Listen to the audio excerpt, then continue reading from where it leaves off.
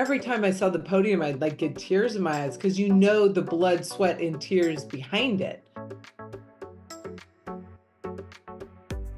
Hi, welcome to Fit Kids Conversations. I'm your host, David Jacobson, and today I'm joined by Holly McPeak, three-time Olympian and current broadcaster in beach volleyball and indoor volleyball. Holly, thanks for joining us today.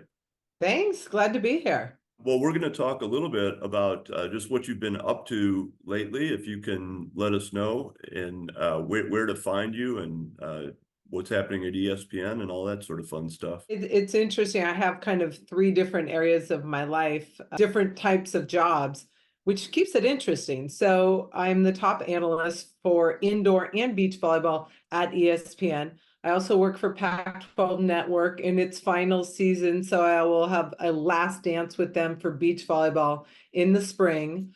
So that's a really fun part of my career. I love covering the sport of volleyball and just teaching viewers about the sport. So I really enjoy that. I also own a beach volleyball club called Elite Beach Volleyball Club. It's in Manhattan Beach. And we've helped put over 140 kids into college to play collegiate beach volleyball. So that's something we're really proud of. We're in our 11th year. And then what else do I do? I'm a mom and a wife. And I also do some private training and help kids get recruited into college too. So that's kind of the three different chapters or buckets that I fill. The fact that you are developing your own children, presumably with some fitness and activities that way, perhaps sports, but also the elite development that you do at the beach club, and some of the insights that you can obviously bring to this conversation about youth development. But the first thing I want to get into is the Olympics, right? We've got the Olympics coming up in Paris this summer.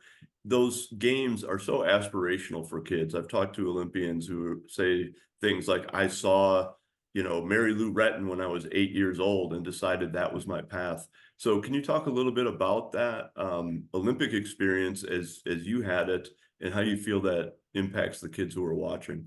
Well, it's funny you say that. In 1984, the Olympics were in Los Angeles. So I was like, wow, this is a big event. I think I went to track and field. I went to indoor volleyball, and I was like, oh my gosh, I want to get on that podium. I didn't know how, but it was just like every time I saw the podium, I'd like get tears in my eyes because you know the blood, sweat, and tears behind it.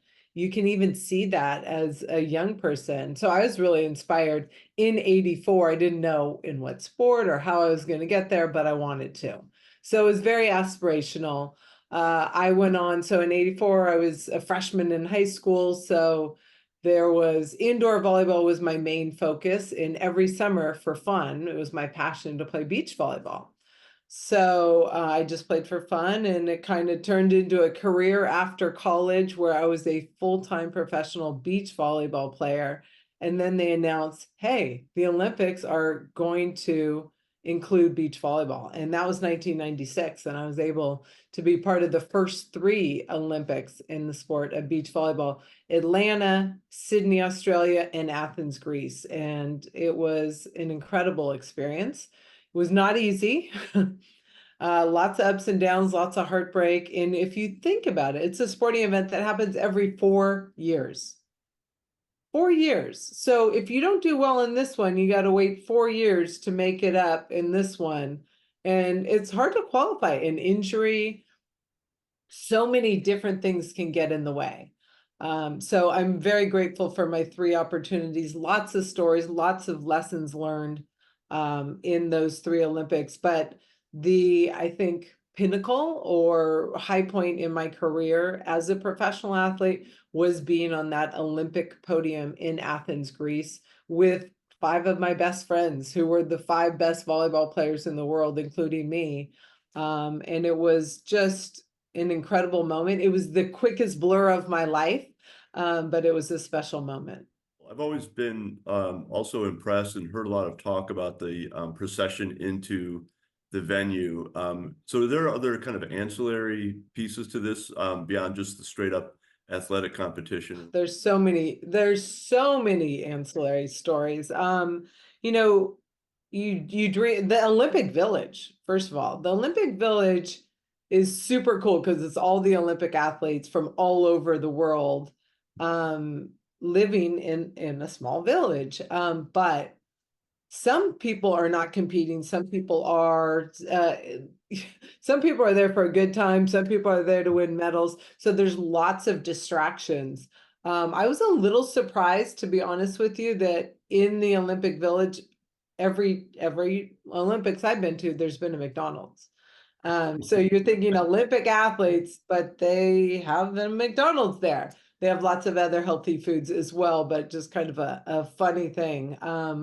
I ended up not really sleeping too many nights in the Olympic Village because of all the distractions. I wanted a more comfortable environment. You're sleeping in a bunk bed. It was loud. It was just a lot of things. So for me, it just turned out to be, it was fun that I spent a couple nights there in each spot, but I really wanted to get focused on what I was there for, and that was to win a medal. The other thing that was funny was trying to guess people's sports, because you see their country, they're in their gear, and have them guess your sport. Nobody guessed mine, but you'd have athletes sprinting up and down the street, and you're like, what sport are they? Yeah. They're not going to be track and field. It was ping pong or table tennis. I was like, why are they doing sprints? But just kind of a funny thing that I saw. Well, good. That really brings us inside the experience, and I appreciate your sharing that with us. Go ahead. Sorry, and then to follow up, Olympic opening ceremonies. That's something that I dreamed about. I've always watched it on TV. It was the longest day of my life. Literally. It when for Atlanta, we had to get ready at 2 p.m. And we were in kind of formal gear. It was like a skirt and a blazer and like heels.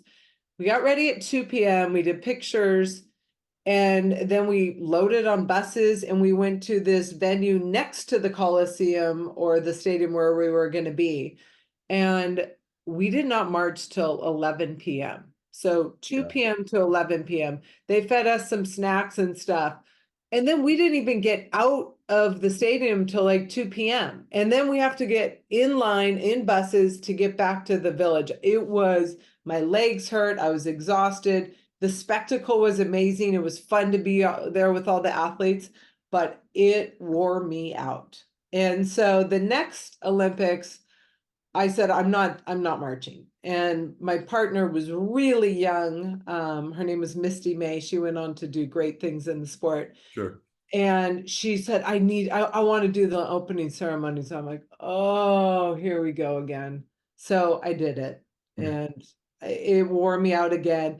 And there was a huge traffic jam to get back to the Olympic Village at 2 a.m. So literally we didn't get into the Olympic Village till 4 a.m. after Olympic Village.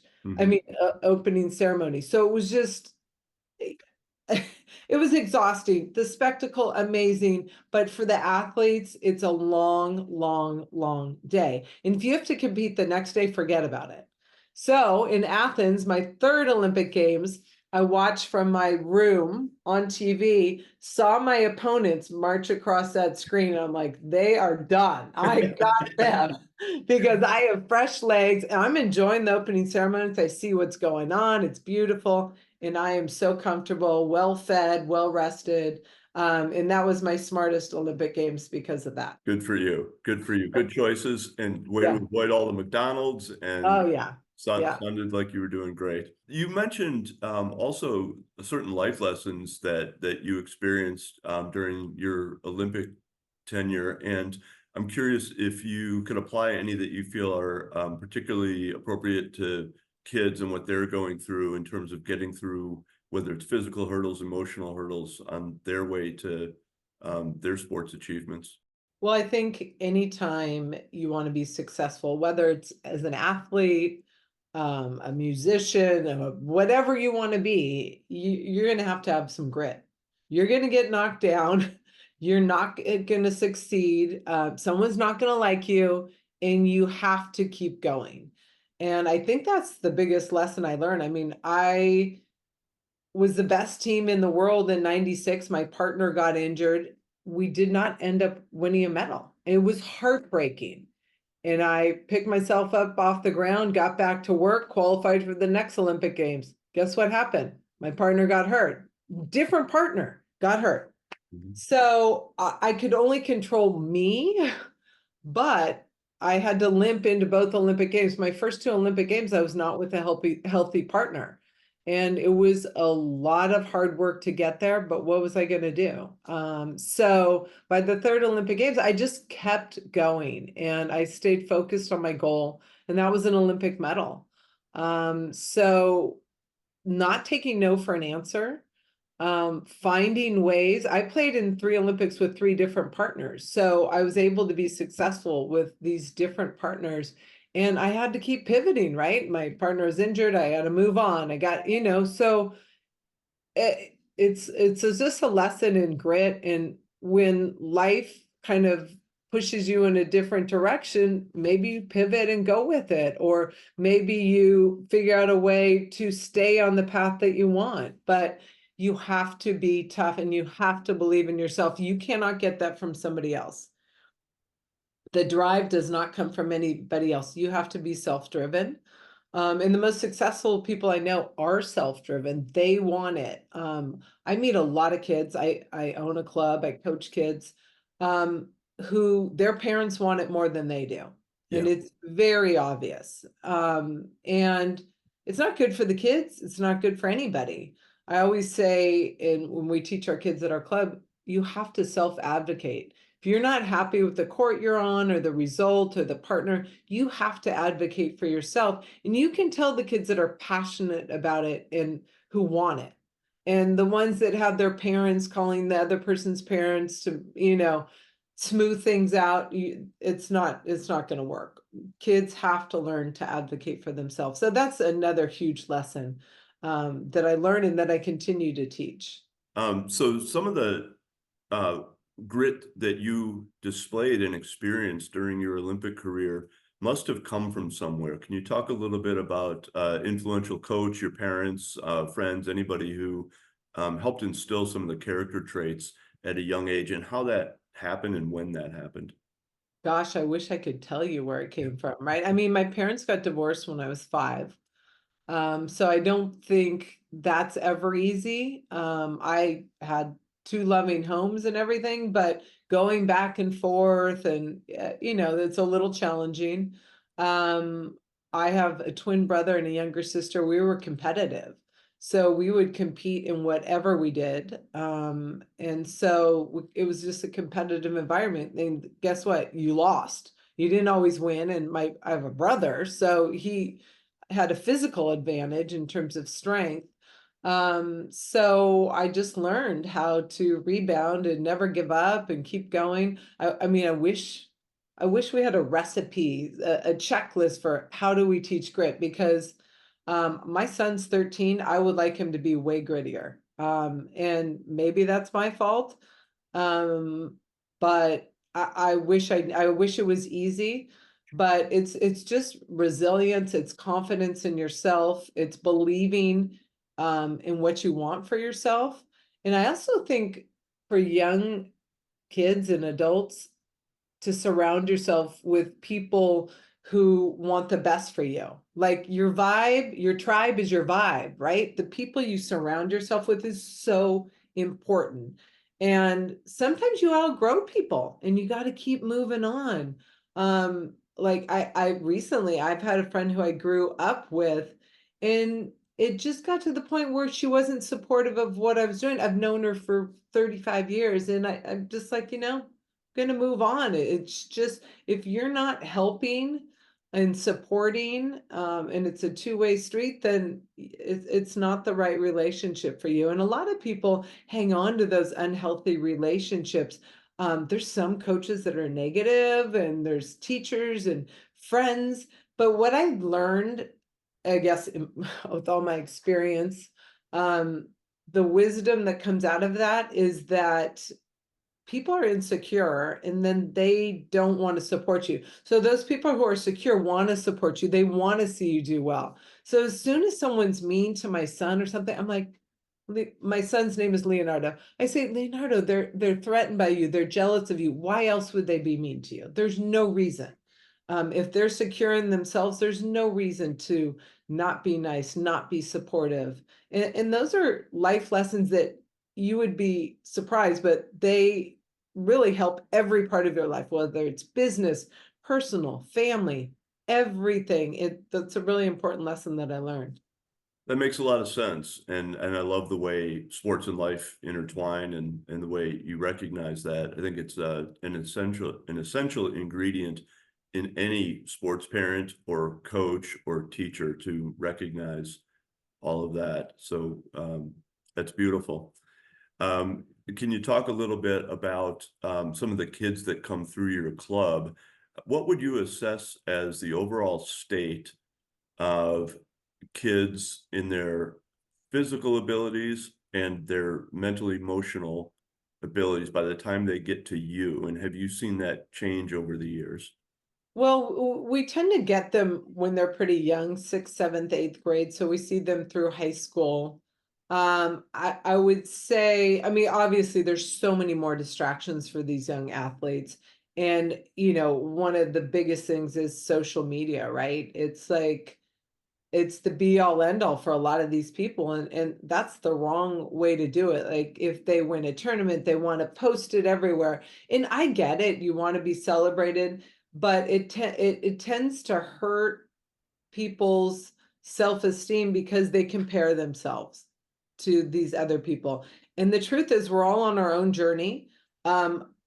I can be the turtle, and I mean there's people who got all these accolades in high school, and I was way back here. I was a younger developing athlete, and guess what?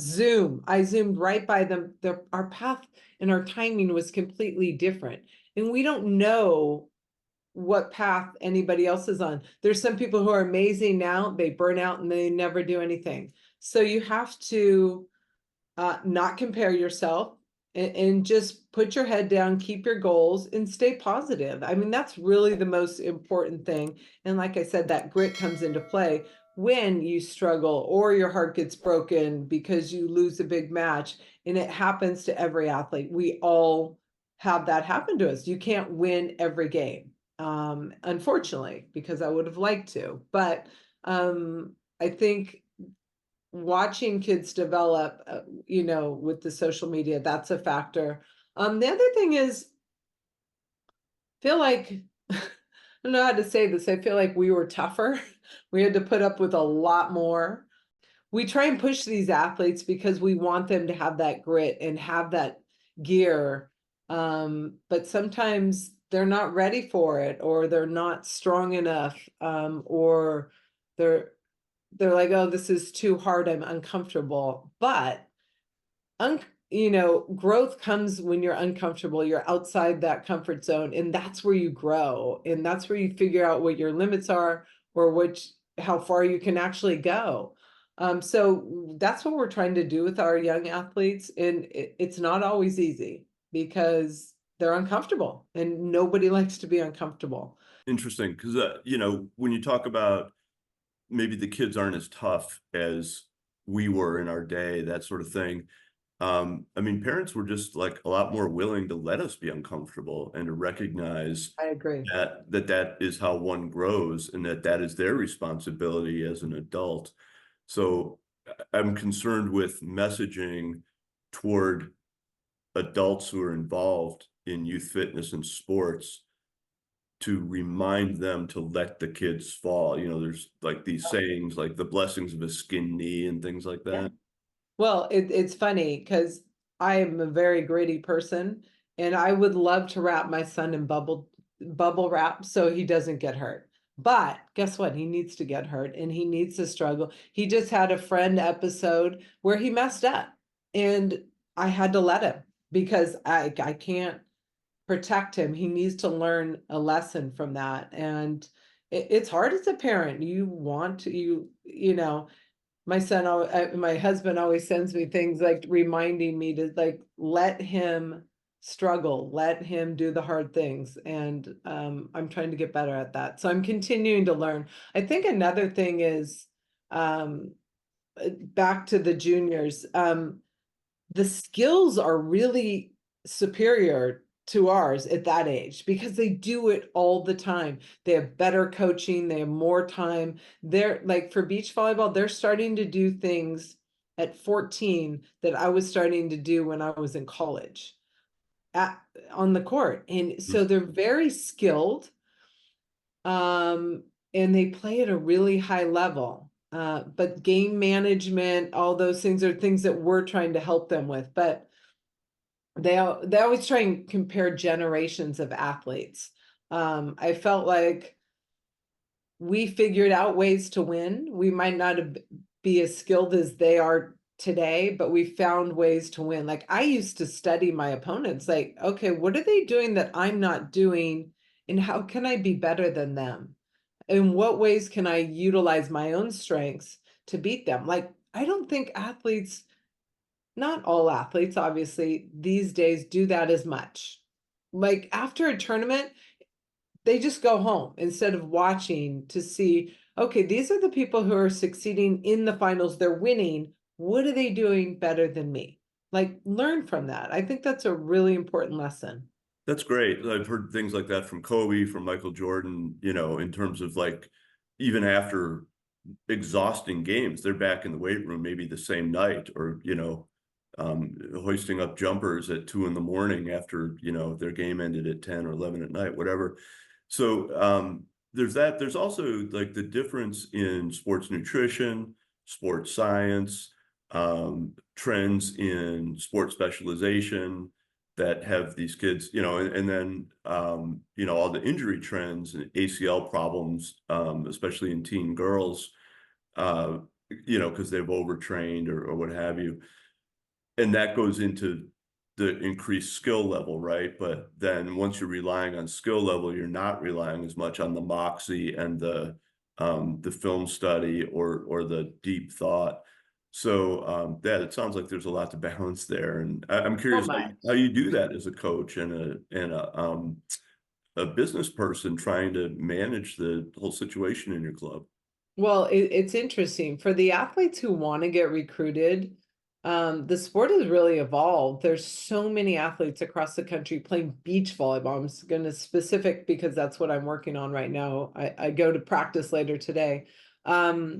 And in order to be recruited, I mean, these schools are taking 3 athletes, maybe 4 or 5 max per year. And every athlete in the country wants to go to these top schools. So how are you going to stand out? A lot of the times the college coaches are saying, look, we love their skills, but they're physically not strong enough. Could they get stronger? Could they be more dynamic? And so we go back and we say, hey, look, can you start working on your strength and your plyometrics? Can you get more explosive? And some athletes take that and run with it. Some fight it and they don't want to get in the weight room. They don't want to do what it takes. And or they're physically not capable of getting more explosive, getting stronger. So that's a challenge we face all the time. A lot of college coaches are like, yeah, we need them stronger. Like, okay, but you're looking at them as sophomores in high school. That's the challenge. So it's just encouraging them to get stronger, encouraging them to work on their weaknesses, and you know, hope that they develop into the athlete they want to be. But you know, we can only do so much as coaches. They have to do the work. Sure, they have to want it, like you said before, more than their parents do. Yeah. And obviously more than their opponents do, and other competitors, whether it's for playing time within your club or what have you. I also want to use this as a little bit of a segue because with Fit Kids, we're kind of sport agnostic, and the fitness skills, the physical literacy that we're working on really applies to overall health and fitness throughout life, and then also to specific sports. So can you talk a bit about the importance of physical literacy, sports sampling, and the different types of workouts that feed into a well-rounded athlete?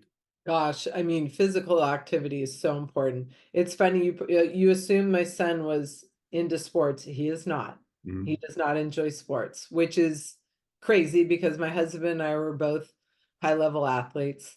But he's got a big, strong body and he loves reading. He loves gaming. He loves doing a lot of things that aren't physical. And we demand that he go out and run, that he does push-ups, he gets in the weight room with us. It's important to have that mind-body balance just for your overall health. There's so many people, especially these days, kids that don't get out, do not exercise, and it can really lead to a lot of health issues, but also emotionally and in your confidence. And there's so many great reasons to get outside and be active. It's fun to do it with friends. So I always recommend, hey, if you don't enjoy it, go maybe grab a friend and do it. I also have started working out in classes where I go for an hour and it's a great workout. I work out at Orange Theory and it gets there's strength, there's endurance, there's everything. In 1 hour, I'm done. F45, same thing. I love circuit training, but I'm one of the weird ones who loves training. So, I'm probably talking to people and they're like, oh, forget it. I don't want to do that. But it's funny, I do the Peloton as well. And there's a woman, Robin Arzon, who is the lead instructor, and she never ran until maybe mid-20s after law school, never ran. And now she's an ultra marathoner and she's this fit. You're like, what? And she's like, oh my gosh, this just changed my life. So I just think finding something that you enjoy doing, something fun. And guess what? Music, dancing, there's like dance things that you can do if that's what you like, but it's really important. You need to be able to lift your body. Do you have any tricks, like the things that you're doing with your son to, I mean, you said you demand that he move, but I assume that there's got to be a little more nuance to it than you just telling him and him doing it. That's not the way things work with my kids anyway. Yeah, if you want to get on the computer and game, you have to go out and be active. First of all, you have to do your homework. Second, you have to be active. And then you got to do what we're asking you to do in order to do what you want to do. And parents have to make it a requirement. In my opinion, if the kid's not being active, I just think it's just detrimental to anybody to not have that physical balance in your life. Do you do things as a family? Like, do you ever run with him? We go on long walks on Saturdays. We used to, especially during COVID, we'd always go on a long hike. And he just told me, and we haven't gone on a family hike in maybe, oh my gosh, maybe 2 years, at least here in LA. And he said, I miss those Sunday hikes. So it's great. I mean, wherever we go in terms of travel, we love to hike. We Napa Valley, or we went to Zion. We love to get out and explore, and he's great at that. So I think he enjoys that physicality more than he doesn't enjoy being part of a team sport. Mhm. So what are you going to do? You have to find alternatives, and we're still looking for more. He's a great swimmer. We're trying to get him in the pool. He's fighting it, just to do like a training thing. They have a local swimming, like junior guard preparation course. We're trying to get him to do that. Anything to get him active. He fights it, but after he feels great. Yeah, well, maybe some of the takeaway from this for other parents and coaches is to guide their kids or just give their kids as much opportunity to find what they love to do in terms of movement and fitness, and let that be the way. Yeah, a dance class, whatever it is, just something to be active. And again, some people are better doing it with friends. Terrific. And I want to make sure that we give you an opportunity if you've got a URL for your club, social handles that you want to put out there for yourself or your club. What are those shout outs? Elite Beach Volleyball. On Instagram, it's at Elite Beach Volleyball in Manhattan Beach, because there's one that has a similar name to us. And then I'm at Holly McPeak on Instagram. There's some other ones that I don't use anymore.